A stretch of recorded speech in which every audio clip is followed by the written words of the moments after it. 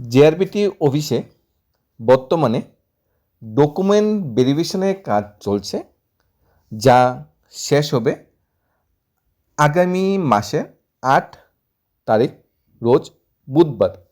JRBT document verification চলছে 430খানা শূন্যপদের জন্য, যেখানে lower division clerk, agri assistant, pump operator, junior marketing স্টাফের ভ্যাকেন্সি যেগুলি খালি ছিল সেইগুলি পূরণ করার জন্য ডকুমেন্ট ভেরিফিকেশন চলছে। ডকুমেন্ট ভেরিফিকেশনের বিষয়ে আমরা সবাই লেটেস্ট সব আপডেট পেয়ে গেছি। সবাই নিজেদের মতো করে ডেট অনুযায়ী ডকুমেন্ট ভেরিফিকেশন চলছে বা করছি। এখন কথা হলো, ডকুমেন্ট ভেরিফিকেশন করার পর নেক্সট ফার্দার প্রসেস কি জিআরবিটি ডকুমেন্ট ভেরিফিকেশনের প্রসেসটা কমপ্লিট করার পর জিআরবিটি এরপর কী করবে সেটা অনেকটা উৎসুক, অনেকটা জানার বিষয়।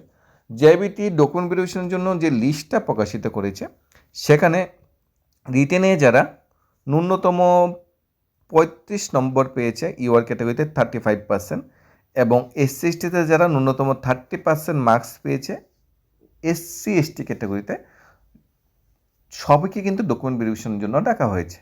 তাই সংখ্যাটা বুঝেই যাচ্ছে 30-35 হাজার লোক হয়ে যাবে ডকুমেন্ট ভেরিফিকেশনে। তাই সবাইকে তো চাকরি দেওয়া যাবে না। শূন্যপদের বর্তমানে পরিস্থিতিটা কি সেটাও দেখতে হবে। শূন্যপদের পরিস্থিতি যদি আমরা দেখার চেষ্টা করি, 430খানা শূন্যপদ আছে। এলডিসি এগ্রি অ্যাসিস্ট্যান্টে যথাক্রমে 37, নীল এগ্রি অ্যাসিস্ট্যান্ট টিএফএস গ্রেড 3-তে 10টা ভ্যাকেন্সি আছে।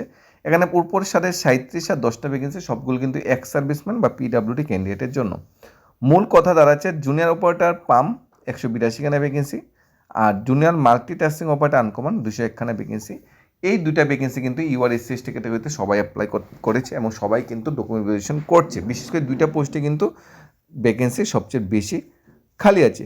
কিন্তু সমস্যা হলো, এই দুইটা পোস্টে অ্যাপ্লাই করতে গেলে national council for vocational training NCVT বা ন্যাশনাল টেস্ট সার্টিফিকেট যেটা লাগবে, যেটা এনসিবিটি ইস্যু করে, যারা আইটিআই আছে, মুদ্রা কথা যারা আইটিআই আছে তারাই কিন্তু জুনিয়র অপারেটর এবং জুনিয়র মাল্টিটাস্কিং অপারেটর পোস্টে চাকরি পাবে।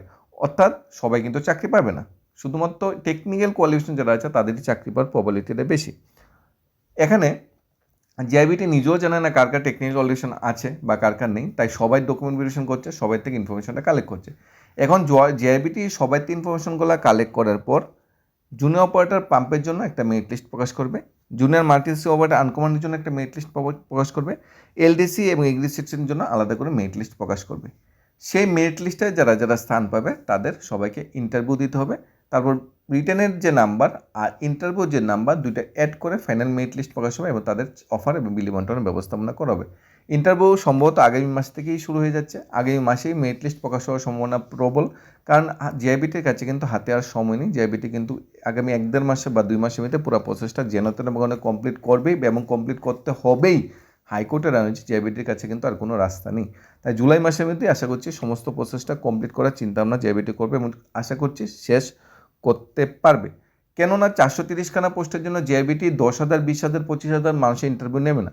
430খানা পোস্টের জন্য জিআরবিটি টার্মস কন্ডিশন অনুসারে 3 টাইমস বলতে এখানে 430-এর 3 টাইম 1290খানার মতো ক্যান্ডিডেটকে ডাকা হবে ইন্টারভিউর জন্য। যদি ম্যাক্সিমাম ধরে নিলাম 1500 ক্যান্ডিডেটকে ডাকা হলো ইন্টারভিউর জন্য, অর্থাৎ 1500 মতো ক্যান্ডিডেট। এই যে পুরো ডকুমেন্ট ভেরিফিকেশনের যে চার্ট যেটা তৈরি করা হচ্ছে, যেটা চলছে, এখান থেকে যেখানে 20-30-40 হাজার লোককে ডাকা হচ্ছে ডকুমেন্ট ভেরিফিকেশন, এখান থেকে ম্যাক্সিমাম 1500 জন লোককে সিলেক্ট করা হবে। সিলেক্ট করে 1500 জন ক্যান্ডিডেটের মেরিট লিস্ট প্রকাশ করবে জিআরবিটি। সেই মেরিট লিস্টে যারা যারা স্থান পাবে তাদের ডকুমেন্ট ভেরিফিকেশন হয়ে নিয়েছে অলরেডি আগে থেকে, আর ডকুমেন্ট ভেরিফিকেশন হবে না। তারপর তাদের সবাই ইন্টারভিউ হবে। ইন্টারভিউতে কোয়ালিফাই করে, ইন্টারভিউ 30 মার্কস ইন্টারভিউ হবে। ইন্টারভিউ কোয়ালিফাই করার পর তাদের অফার বিলি বন্টন বা মেরিট লিস্ট প্রকাশ করে তাদের হাতে চাকরি অফার জয়েনিংয়ের ব্যবস্থাপনা জিআরবিটি করবে। এবং কোন দপ্তরে চাকরি হবে সেটা কিন্তু বলা যাচ্ছে না। এই 430খানা শূন্যপদ কিন্তু ত্রিপুরার বিভিন্ন দপ্তরে কিন্তু এই ভ্যাকেন্সিগুলি খালি ছিল, যেটি জিআরবিটি পূরণ করেনি। হাইকোর্টের আইনমূলে এখন পূরণ করতে বাধ্য হয়েছে। তাই আশা করছি বিভিন্ন দপ্তরের শূন্যপদগুলো সবগুলা এর নোটিফিকেশনের মাধ্যমে ফিল আপ হয়ে যাবে। এখন কত হলো জিআরবিটি 2 নিয়ে কি আপডেট আছে। জিআরবিটি 1 তো 2020-এর গল্প, 2026 চলছে, 6 বছর হয়ে গেছে, জিআরবিটি 1 কমপ্লিট করতে পারছে না। তাহলে জিআরবিটি 2 নিয়ে কি কোনো কোশ্চেন বা নিউজ আছে? জিআরবিটি 2 নিয়ে আজকে নতুন কোনো আপডেট আমরা বলছি না। জিআরবিটি 2 নিয়ে গত 2 বছর ধরে লেটেস্ট আপডেট দিয়ে যাচ্ছে। কি আপডেটটা দিচ্ছে লেটেস্ট আপডেট? সংশ্লিষ্ট দপ্তরের মন্ত্রী বা আমাদের ত্রিপুরা রাজ্যের মাননীয় মন্ত্রী সুশান্ত চৌধুরী মহোদয় উনি জিআইবিটি 2 নিয়ে বারবার আপডেট দিচ্ছে। গত 2 বছরে মন্ত্রিসভার সিদ্ধান্তগুলি যদি আমরা পর্যবেক্ষণ করি, আমরা দেখতে পাই গত 2 বছরের মন্ত্রিসভার সিদ্ধান্তে জিআইবিটির মাধ্যমে 2 থেকে 3 হাজার শূন্যপদ ভ্যাকেন্সি নিয়োগের সিদ্ধান্ত হয়েছে। তারপর গত 2-3 বছরে প্রচুর, 2-3 বছর বলবো না, 20 থেকে 26, কারণ 20-এ যে নোটিফিকেশনটা এসেছিল তখনকার ছিল 5,000 কাছাকাছি ভ্যাকেন্সি। 20-এর পরে 21, 22, 23, 24, 25, 26 প্রচুর কর্মচারী অবসরে গিয়েছে। হিউজ নাম্বার ক্রাইসিস, অফিসার স্টাফের, গ্রুপ সি গ্রুপ ডি স্টাফের হিউজ নাম্বার ক্রাইসিস। তাই মন্ত্রিসভা বারবার সিদ্ধান্ত নিচ্ছে লয়ার ডিভিশন ক্লার্ক নেওয়া হবে হেলথ ডিপার্টমেন্টে, শিক্ষা দপ্তরে নেওয়া হবে গ্রুপ ডি স্টাফ, কিছুদিন দেখলাম স্বাস্থ্য দপ্তরে নেওয়া হচ্ছে, কিছুদিন পিডাব্লিউডি দপ্তরে নেওয়া হচ্ছে, আবার অডিটর নেওয়া হচ্ছে। মানে বিভিন্ন দপ্তরে জিআইবিটির মাধ্যমে নিয়োগ করার ভ্যাকেন্সি বেরোচ্ছে, সিদ্ধান্ত হচ্ছে।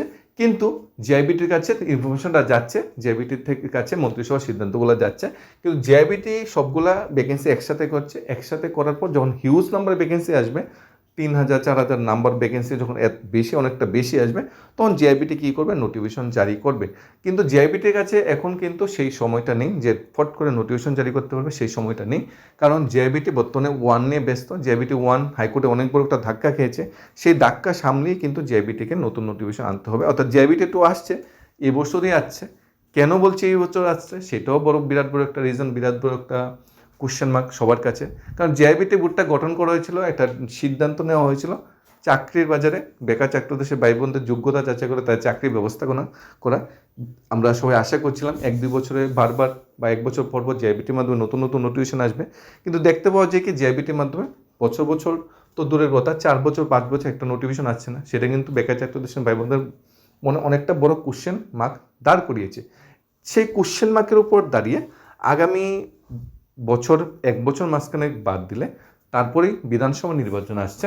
বিধানসভা নির্বাচনের আগে কিন্তু জিআইবিটি নিয়ে যদি বিরাট সংখ্যক ভ্যাকেন্সি না আনা হয়, তো বেকার চাকরিতে ভাই বোনদের যে মানে ঝুলিয়ে রাখা বা তাদের যে বুট বাক্সে বা তাদের ফিউচার নিয়ে একটু বেটার চিন্তা করা, সেটা একমাত্র ইলেকশন আসলেই সম্ভব। ইলেকশন আসার আগে হিউজ নাম্বার ভ্যাকেন্সি দেখবে টেট চলে আসছে, জিআইবিটি চলে আসছে, টিপিসিতে হিউজ নাম্বার ভ্যাকেন্সি আসছে, কনস্টেবল আসছে, এসআই আসছে, স্পেশাল এক্সিকিউটিভ নিয়োগ হয়ে যাচ্ছে, হিউজ নাম্বার ভ্যাকেন্সি আসবে এবং গরম থাকবে পরিস্থিতি। একদিকে ইন্টারভিউ, একদিকে রিটেন এক্সাম, একদিকে ফিজিক্যাল ভেরিফিকেশন কন্টিনিউ চলতে থাকবে। 2027টা কন্টিনিউ চলতে থাকবে, কিন্তু চাকরির প্রসেস 2027-এ কমপ্লিট হবে কিনা সেটা কিন্তু আমরা বলতে পারছি না, সেটা কিন্তু সন্দেহান। কারণ 2023-এর নির্বাচন হল 2022-এ বিরাট সংখ্যক বা 21-এ বিরাট সংখ্যক চাকরি অ্যাডভার্টাইজমেন্ট এসেছিল, যেগুলি 23-এর নির্বাচন আগে একটাও পূরণ করা হয়নি। জিআইবিটি পূরণ করা সম্ভব হয়নি 23-এর নির্বাচনের আগে। টেট 2022 কেন্দ্রটা 23 নির্বাচন আগে সম্ভব করা হয়নি। পুলিশ কনস্টেবল 23 নির্বাচন আগে এসেছিল, শেষ হয়নি। স্পেশাল এক্সিকিউটিভ শেষ হয়নি, জেল পুলিশ শেষ হয়নি, ফায়ার সার্ভিস শেষ হয়নি। অর্থাৎ নির্বাচনের পূর্বে হিউজ নাম্বার ভ্যাকেন্সি আসবে, এবারও সেটা আসবে।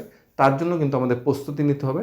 কারণ নিয়োগ প্রক্রিয়া গভর্নমেন্ট যখন আবার ফ্রন্ট করবে বা নতুন গভর্নমেন্ট আসবে, নিয়োগ প্রক্রিয়া কিন্তু ধারাবাহিকতা বজায় থাকবে। তাই নিয়োগ প্রক্রিয়ার স্বচ্ছতা কিন্তু সেভাবে বজায় থাকবে, নাহলে কিন্তু হাইকোর্টে আবার রাজ্য সরকার ধাক্কা খাবে, যেটা 2018 সালে সরকার ধাক্কা খেয়েছিল। বিভিন্ন দপ্তরের ভ্যাকেন্সিগুলি সবগুলি যেটি লাস্ট পর্যায়ে ছিল সেটি ক্যান্সেল করে দিয়েছে। তারপর সুপ্রিম কোর্টের রায় অনুযায়ী টিসিএস অফিসার নিয়োগ করতে হয়েছে। তারপর আমাদের টিএসআর নতুন নিয়োগ করতে হয়েছে পুরাতন চাকরি প্রসেস থেকে টেনে এনে। তাই এরকম ভুল করবে না। তাই নিজেদের প্রস্তুতিটা সেরা লেভেলে নিতে হবে। 27টা হলো ড্রিম ইয়ার, 27-এ অনেক কিছু আসবে, সেগুলিকে গুছিয়ে নিজের করে নিতে হবে। সেই নিজের করতে হলে এখন থেকে নিজেকে প্রস্তুত হতে হবে জিআইবিটি 2-র জন্য। আর জিআইবিটি মানে আমরা আবার বলছি, ভ্যাকেন্সি কিন্তু টেকনিক্যাল পার্টে জুনিয়র অপারেটর পাম এবং জুনিয়র মাল্টিটাস্কিং অপারেটর আনকমন, সেখানে কিন্তু ভ্যাকেন্সি বেশি। যারা আইটিআই আছে তাদের কিন্তু সুযোগটা বেশি। আগামী মাসে তোমরা ইন্টারভিউ সম্ভাবনা বেশি, তাই তোমাদের এখন থেকে ইন্টারভিউর জন্য প্রস্তুতি নিতে হবে।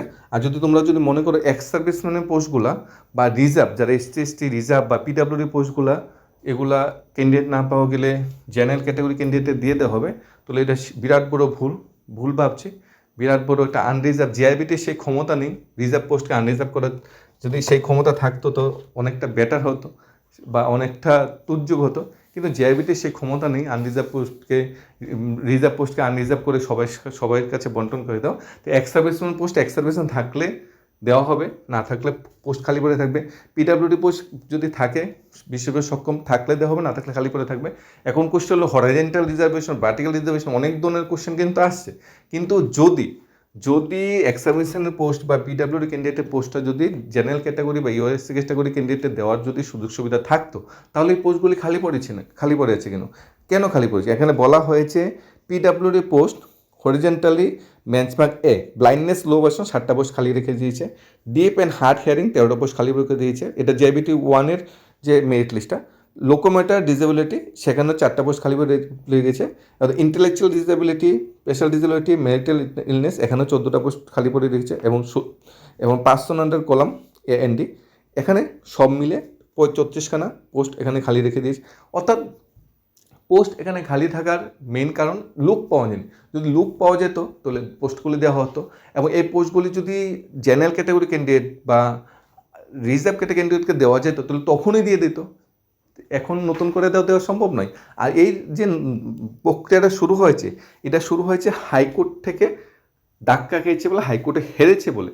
হাইকোর্টের রায় মূলে নোটিফিকেশন হাইকোর্ট বলেছে যেভাবে রিজার্ভেশন ক্যাটাগরি আছে, যেভাবে আছে 430টা পোস্ট খালি, সেইভাবে পূরণ করার জন্য। তাই জেআইবিটা নতুন করে আনরিজার্ভ করে দেবে, এই করে দেবে, সেই করে দেবে বলে জেআইবিটা আবার হাইকোর্টে ধাক্কা খাবে।